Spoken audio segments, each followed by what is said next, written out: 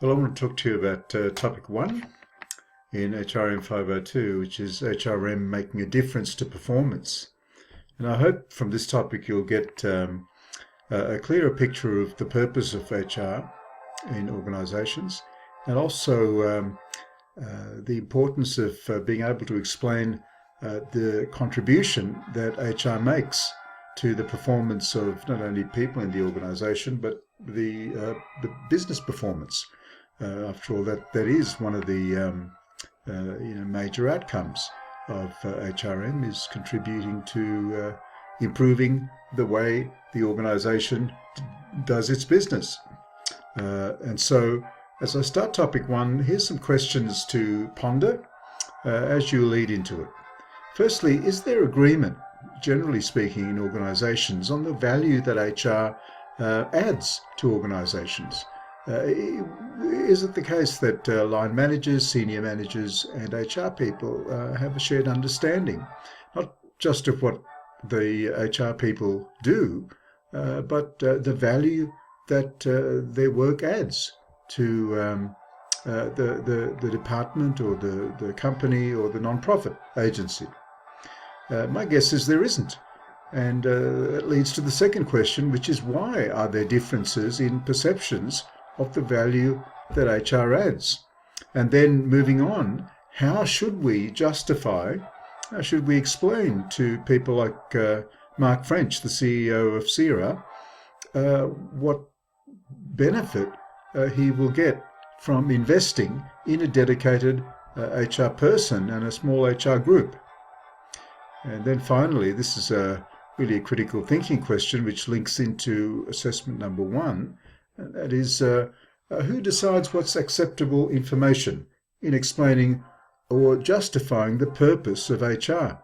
All information isn't equal. I guess that's what this question is raising.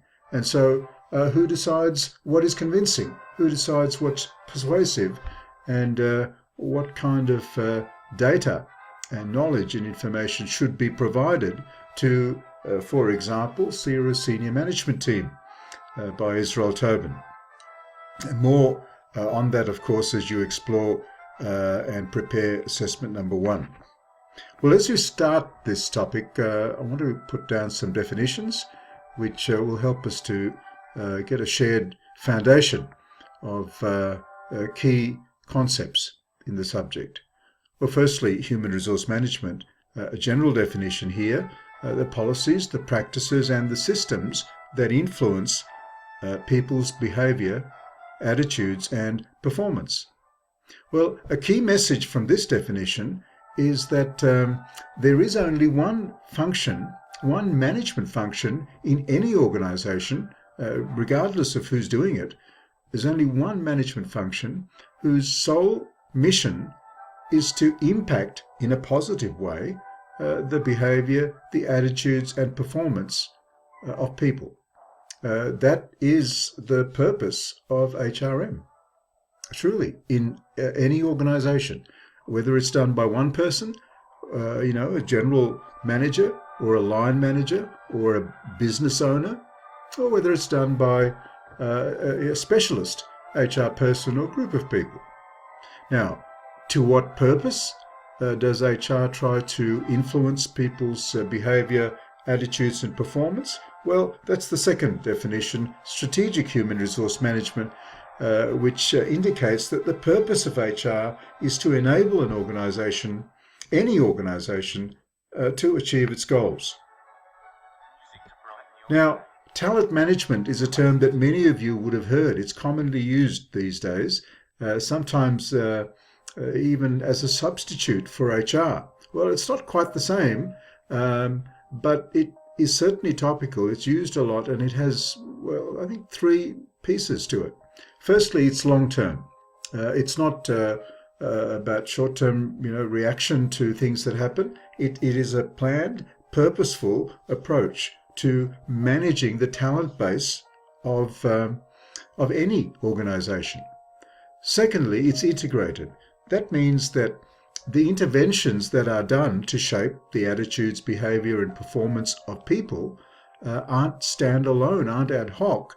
they're integrated in the sense that HR practices work together. For example, performance appraisal and performance management ought to be connected in with reward and with development and with recruitment and selection and even workplace health and safety. They ought to work together. We call that internally consistent. HR practices ought to be internally consistent and not simply an ad hoc collection of things that are done. And then thirdly, a third aspect of this definition is this notion of end-to-end focus, where talent management has an end-to-end part to it, in that it's all about attraction, development, and then engagement of people through a sophisticated system of HR practices. Now, sophisticated, of course, can mean lots of things. One of the things it means is that it is purposeful, bearing in mind what the particular organization wants to achieve. It's not just a sort of spray of practices, it's purposefully designed. And that's one of the senses in which the term sophisticated is used in this definition of talent management. Well, the last definition I want to put before you in this topic is human capital management, mainly because people are seen as a form of capital in the same way as physical capital and financial capital. And it really is signaling the elevation of the talent base of any organization as a key to success. In the private sector, we'd call it competitive advantage, but bearing in mind that people are working in many kinds of organizations, I'll call it a key to success, not just a key to competitive advantage. In brackets to say that lots of HR literature and textbooks are written from a private sector frame, even though, people work in public organizations and not-profits and so forth. So let's talk about human capital management valuing the contribution of people, the talent base of people, as a key ingredient in the success of an organization. And I think the other thing to point out, as the words say here, is that HCM, human capital management, includes HR, and it also focuses on measuring, evaluating the effectiveness of HR activities. Now, I'm walking through the topic here in this mini lecture on topic 1, and that's what I'll be doing in all of these lectures on the topics, walking you through the online topic and the key parts of it to increase your confidence and familiarity and engagement with the more detailed material and readings and so forth that you will find in the online topic. Now, this is a survey or findings from a survey run by the Australian Human Resources Institute, the peak body for HR professionals in Australia. And look, this is interesting. It's got some very positive things and some not so positive things, perhaps. Firstly, when you look at that first dot point, it's telling us something important, and that is that the respondents to this survey worry about three key things. Three key things that keep CEOs and the like awake at night, so to speak. Number one, the retention of key talent. 55% of respondents worry about that. 39% of respondents worry about the recruitment of key talent, and 37% of respondents worry about the engagement of key talent. Get that sense again here of talent management being an end-to-end process of attraction, development, and engagement. Now you can read through some of these other findings, but you'll see that it's a little patchy in that not all organizations have as high a focus on talent management as they ought to. And perhaps one of the the meta outcomes of this subject is for all of us to think through the importance of HR and how to do it effectively, not just as an end in itself, but as a means to an end, which is the performance of the organization, as well as the quality of work life and the safety and security of people. So these findings are meant to give you a taste of the significance of HR for real managers and CEOs in organizations. Well, now those who work in HR, and there are some in our group of 160 or so people who do work in HR, and you'll be familiar with this range of HR practices. Let's call them practices. This diagram is saying, look, there's an array of HR practices that are used in organizations, and the purpose of those is to contribute to company performance. Now, I wonder what you make of this array of HR practices. One of the take-home messages from this diagram is the sophistication that sits behind HR, good HR. If the purpose of HR is to impact the attitudes, the behavior, the performance of a workforce, not just one person, not just two people, but a workforce in total, then of course the range of tools and instruments that are used to shape attitudes, behavior, and performance are going to be broad. And that's what you see in this diagram. There are many interventions that are used in HR by whoever is doing HR in an organization, not always a specialist person. I want to acknowledge that. But there are many interventions because, look, the reality is that people are complex and it's very difficult to shape behavior, attitudes, and performance by doing just one of these. It's a package deal. That's what I'm saying. It's a package deal that utilizes combinations of these various practices. And several of these we'll be studying in more detail at an introductory level and postgrad in this subject. Not all of them, but several of them. Now, those who are specializing in HR, and some I know are, you'll be looking in more detail at these practices in other subjects, including strategic HRM, which we touch on just a little bit in HRM502, but then treat in much more detail in one of the other specialist HR subjects that's available for you. Now, I want to introduce some theory. I want to start by really posing the question, rhetorically of course, because this is asynchronous, what is the purpose of theory in HR? What benefit is there in what we're about to look at, which is 4 theoretical perspectives of HRM? Well, you might have your own answer to this, or you may be puzzled as to why we need to look at theory. Well, the short answer is that theory in HRM helps us to explain why HR operates the way it does. That's what it's meant to do. It's meant to take the complexity of the way HR operates in practice and make it a little simpler by theorizing it. And when we theorize HR practice, what we find is that there isn't just one view in explaining what HR does and how it does what it does. There are, in fact, 4. Now, in the textbook, I think it says there are 3 main theoretical perspectives, and that's true. I've added a 4th. And so here's your suite of theoretical perspectives of HRM. How do you use this? You use this to understand, to analyze, and to critique the way HR operates in an organization.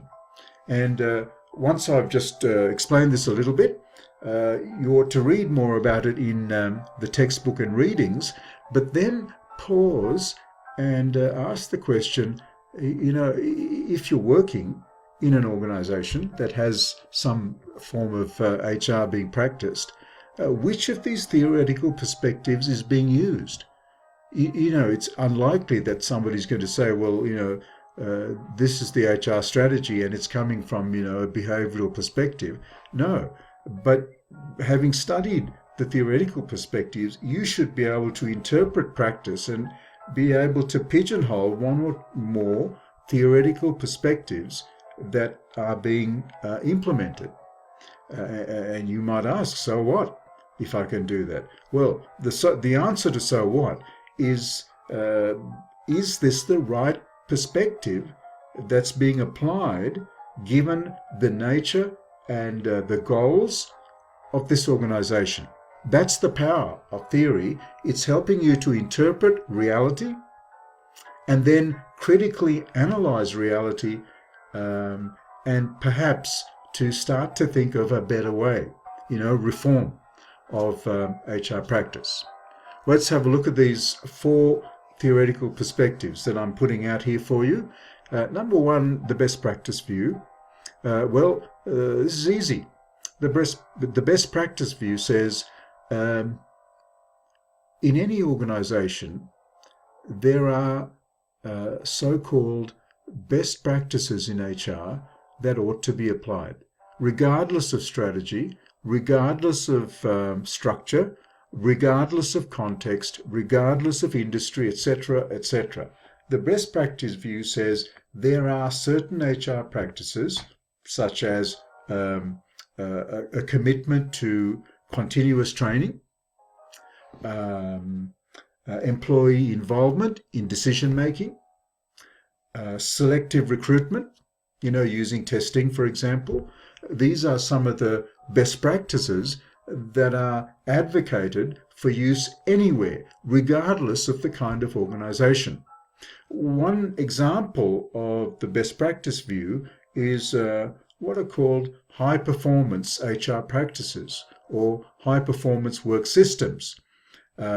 These are bundles or sets of HR practices that have been studied against performance of organizations and found to be reasonably connected with higher performing organizations, initially in manufacturing, but nowadays in services organizations as well.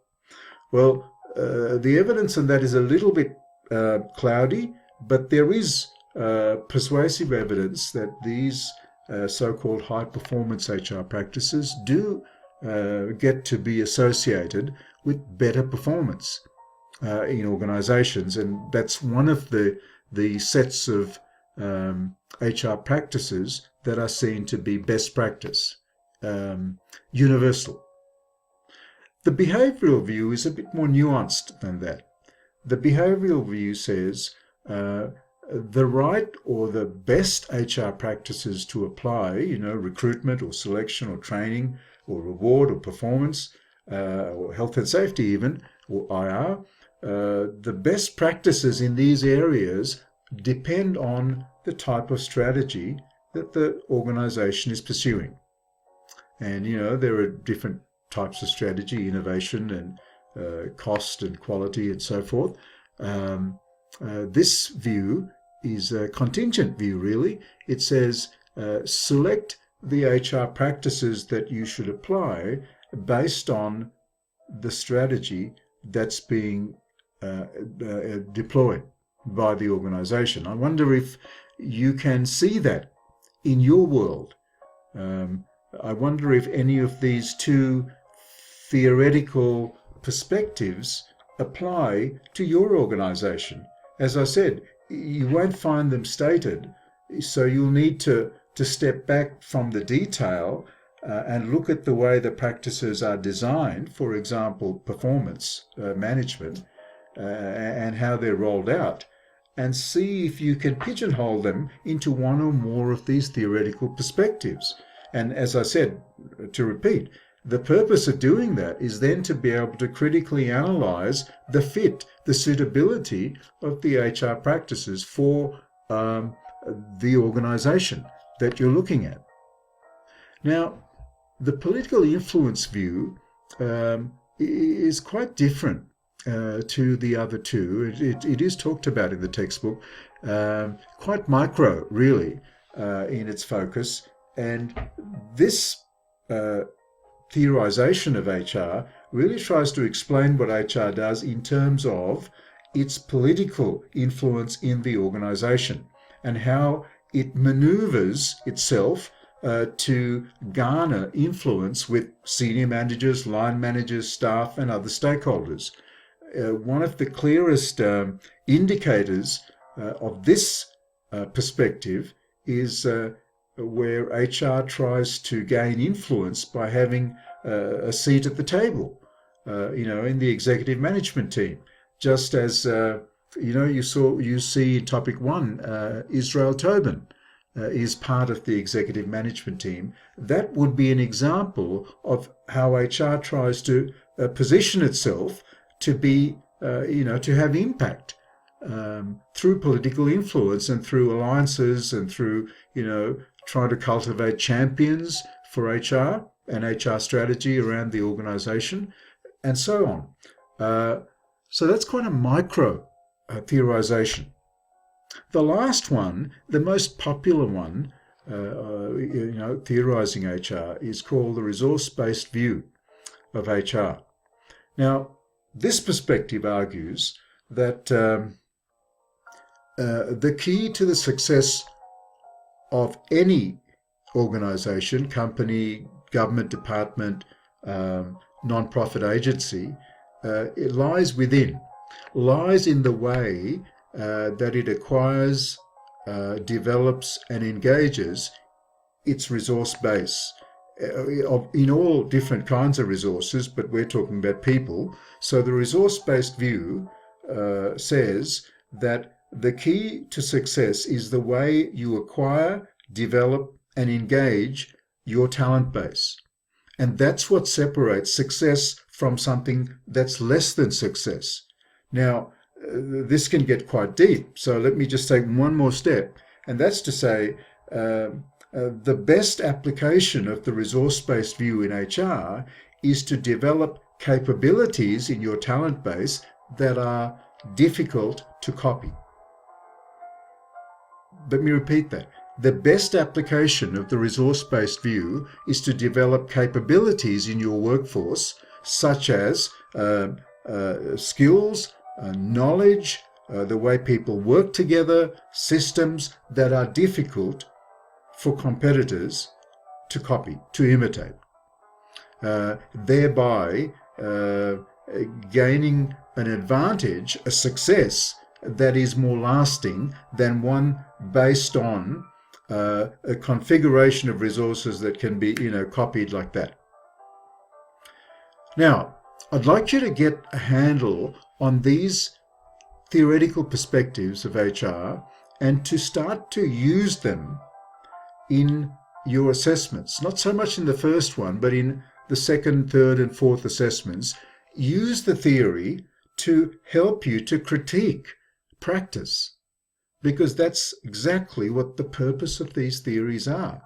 They explain how HR operates, and there are 4 ways of explaining how HR operates, and you can use these to really break open practice, not only in your professional life, but in this subject. We move on. One of the strongest applications of the resource-based view is what we call the Harvard Analytical Framework for HRM. Here's a diagram that is lifted from your textbook, and in the textbook you'll see a lot more discussion of this view. I'd urge you to get your mind across the Harvard framework. Now, let's have a look briefly at how this works. The work of HR, the outcomes of HR, are driven by 2 sets of factors: stakeholder interests and situational factors. 2 things to note about those 2 boxes on the left. Number 1 is that a lot of that is external. Some of it is internal, but a lot of it is external. In other words, HR takes its cues not just from the internal workings of an organization, but the external environment, customers, shareholders, suppliers, competitors, etc. That's a really important point. There's a fantastic HR author, well, there are several, but one of them is Dave Ulrich, Ulrich, who's written a swag of books. Some of his more recent works urge HR people and anyone practicing HR to not well, let me turn that around and be positive, to take their cues from the external environment, particularly customers. Because in the end, that is what the organization, that's the target. The target of an organization is to influence customer behavior and potential customer behavior. So it makes sense that HR, in its formulation of strategy, ought to also look at the expectations of stakeholders and other situational factors. So in these two boxes on the left, you've got a bundle of external things and internal things that act as signals or cues for HRM policy choices. In other words, what it does. And then HR outcomes, in other words, what impact it is trying to have on the business.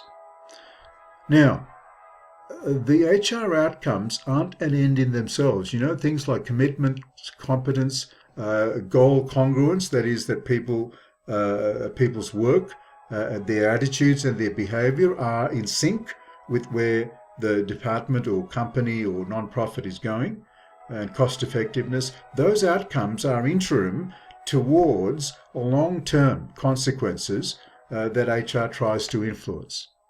HR tries to impact individual well-being, organizational effectiveness, and societal well-being. So if I just pause and go back to one of the early questions, how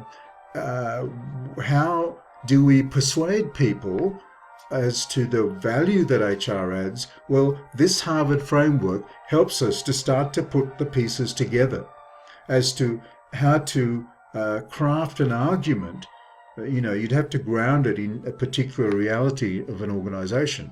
But this helps us to start to craft an argument and some thinking on the connection between what HR does and the impact that it's trying to have. One more thing. Have a look on this diagram. You'll see the dotted arrows from long-term consequences going back into stakeholder interests and situational factors. Well, what's that saying to us? Isn't it saying to us that this is a dynamic system? That is that HR takes its cues from stakeholder interests and from situational factors, and in turn, the impact of what it's trying to do can be seen in the way it shapes the behavior of stakeholders and the situational factors. So it's a circle. It starts from stakeholders and situational, and it ends with stakeholders and situational. A really important point, important aspect of the Harvard framework. Well, when you read a little more about this framework, which I urge you to do, here are some features, 4 features of the Harvard framework that you need to get. And they're not hard.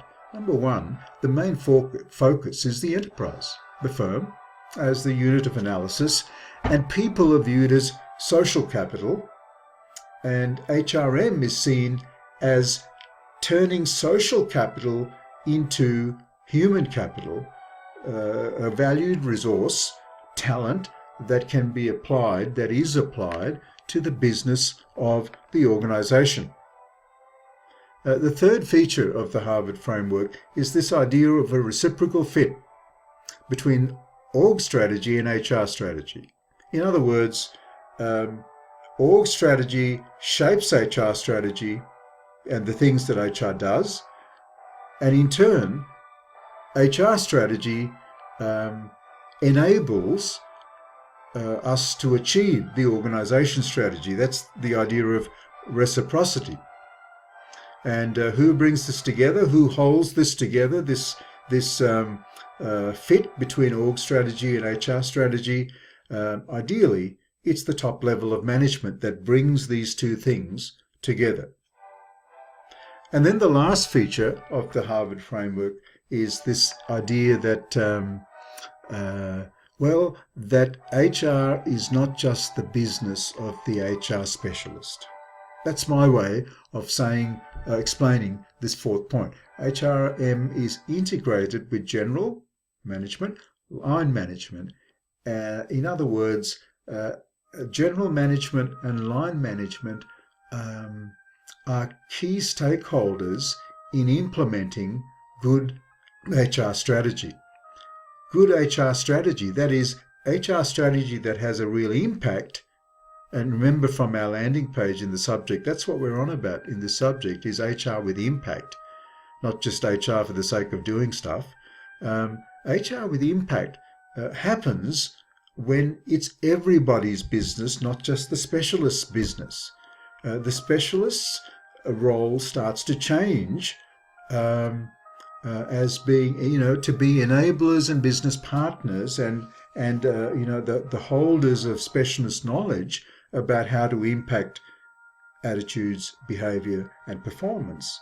But their level of control starts to diminish as general managers and line managers are persuaded to become champions and advocates and doers of good HR strategy. So that's the Harvard framework. There's some features of it. It's a key concept in this subject. Just stepping on from that, if that's true, let me just take one step back. If that's true, that last dot point, that, it's everyone's business and it's not just controlled by HR, then the question is, well, what do senior HR people do?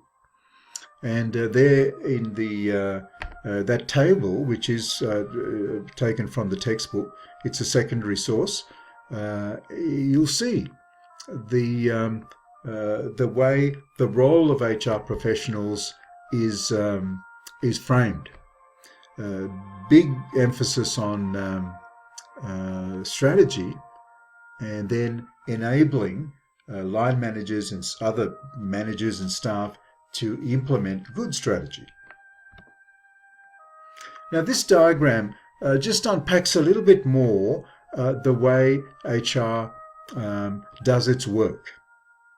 Now, on the left, strategic choice is referring to business strategy, or, if it's an international or multinational company, corporate strategy, if it's got several, business arms. So always HR takes its cues from, if you were in front of me, I'd ask you the question, well, where does HR take its cues from? We've seen that in a previous diagram. It takes its cues from situational factors, stakeholders. That is part of strategy formulation. Off strategy comes human resource needs, skills, behaviors, certain characteristics of the culture, and then it starts to get more detailed. You see at the middle top, those HR practices, they are the interventions that are made in order to do what? Well, two things. One, to lift the human resource or talent capability in the organization, and then number two, to have specific impact on behaviors, results, attitudes of people, of the workforce. And all of that to impact firm performance.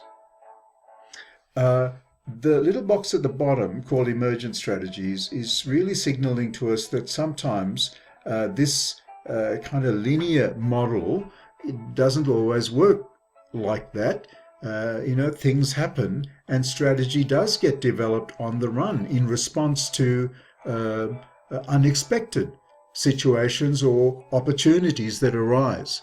So what that's saying is that HR strategy has a formal planned element, but also an emergent element, a dynamic, a responsive element to it. Now, remember in topic 1, we're thinking about HR adding value to the performance of any organization, no matter who is doing it. You know, in some places there are specialist HR people, in other places there aren't, in small and medium enterprises, for example. But a lot of this material we're looking at does apply even in, small and medium. It's just that you've got to rescale it and think critically and creatively about how to use the concepts. That might be, easily applied to larger organizations, but just need to be tweaked to make them fit and make them relevant to a smaller context. Now, the competitive challenges, this slide is saying, look, HRM has to respond in contemporary organizations to 4 sets of competitive challenges. And my guess is that for many people looking at this, watching this lecture, some of this will resonate with you. This is not saying that every organization faces these all 4 competitive challenges, but every organization, it's argued, will be touched by at least one, if not more than one, of these competitive challenges in the external environment, I repeat, which impact on business strategy and the way the talent base, the workforce, needs to be crafted in order to achieve the business strategy. Now, just unpacking that a little bit, you'll see in the textbook that the competitive challenges can be looked at in more detail, such as the aging workforce, the gender mix in society and in representation in organizations, the changing values of people. Look, many of you will be living some of these challenges because you are some of these challenges that HR and all organizations are touched by. Again, not all places will be impacted equally by these factors. And here's some more. Ethical considerations, legislation, and so on. Now, in your online topic, I've provided a link to a PDF called The Reality of Talent, looking out there to 2030 and what some of the trends are in business and in talent management. And look, the foundation question is, what would you do with a document like this? If you scan it and have a look at it, you'll see that it's very sort of futuristic. It's saying things like, many of the jobs that exist today just won't be there in the near future. And we're seeing that already. It's saying things like some of the skills that are valued today will be, have less currency tomorrow. Now, the foundation question is, if you were if you're studying HR or practicing HR, what would you do with projections like this, with forecasts like this, with these predictions? And here in this slide, I've just extracted the top 5 sources of competitive advantage in 2030, and some of them are sources of competitive advantage now. This report is saying in 2030, this is what the profile will look like. Well, I would say one of the things that a document like this is useful for is in mounting a case for the value that HR adds, because somebody needs to engage with these predictions rather than waiting till they hit you in the face. And my guess is it's not IT. It's not the accounting or finance function. I mean, those people are going to be involved, but my guess is that the people who are central to engaging with these kind of future directions in society and in organizations is likely to be HR. That's the first thing. The second thing is a bit more detailed in that we then need to look at what are the specific implications of these future states for my organization, for my function, for my job, for the critical skills in BHP, for the critical skills in universities, etc., etc. I've given you this resource partly to challenge your thinking about what kind of information, what kind of knowledge ought to be used by HR to explain itself to its stakeholders. And then I've also provided this source as a stimulus really for you to be thinking about in topic 1, what is the purpose of HR, not just on day one, but on day 100, in other words, into the future. Now, as we move towards the end of topic 1, I've included some readings and I want to just unpack them a little bit. The first, there's 2 readings relating to the evidence base supporting the contribution that HR makes to performance. How do we know what the contribution is that HR makes? For some people that I've met in HR, they say you can't know. You just have to trust that HR makes a contribution to performance. And that might be true for some places and people, but it's not enough because CEOs and other senior managers and even staff will ask the question, how do we know that what you're doing is making a difference? That's what these 2 articles are talking about. The first one by Tung Chun, 2001, uses the behavioral theory of HRM, contingency theory, saying you need to look, if you want to know what the contribution of HR is to performance, start with the fit between the strategy of the organization and the work that HR is doing. And what they're doing in this article is to look and study that alignment. Is there an alignment between the strategy of HR, the type of business strategy, and the performance of the organization? That's what they're doing in this article. And they look at 3 types of competitive strategy, innovation, low cost, and quality. And they look at 3 types of HR strategies that they call utilization, facilitation, and accumulation. And each one has certain HR practices within it. And what they're saying is there is a match between these strategies and the competitive strategies. There are some debates, there are some mixed results that they find. They find that the alignment isn't quite as tight as the theory might suggest, that, competitive strategy and HR strategy link up. They're saying no.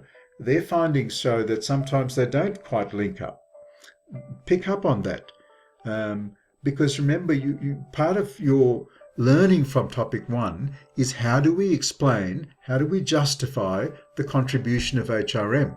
Well, this article helps you to, start to get your argument up, but it's not just clean, and a one-way street. There are some grey areas.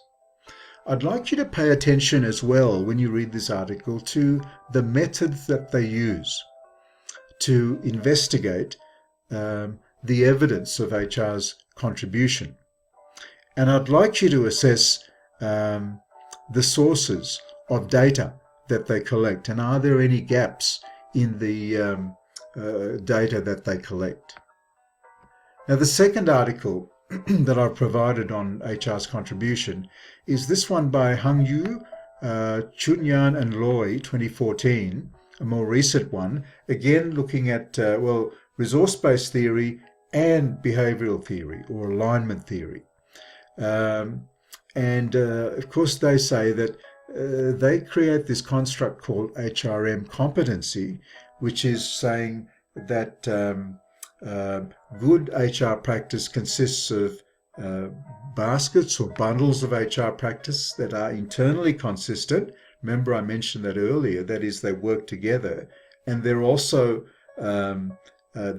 fit with the business strategy. That's what's meant by strategy compatible on page 899. Have a look again in this article of their research methods and their findings, and see if you can answer the question, how does this study relate to the previous one? I mean, they're using some of the similar sort of theory base, but their findings are a little different. See if you can synthesize, in other words, get these two articles to talk to each other. And then evaluate this article as a source of information if you are using it to persuade a senior management team of the value add of the HR function. Similarly, with Tung Chun's work, how effective is it, how useful is it as an information source to use in a briefing to senior management on the value add of HR? Well, the last part of topic 1 looks at measurement and measuring the impact of HR. This article by Lau, quite a recent one in 2015, introduces us to a pretty hot topic in HR these days, which is workforce analytics.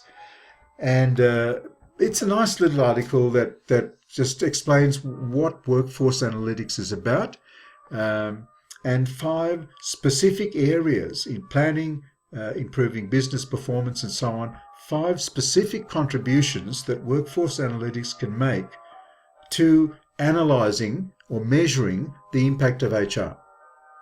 Again, evaluate the source critically.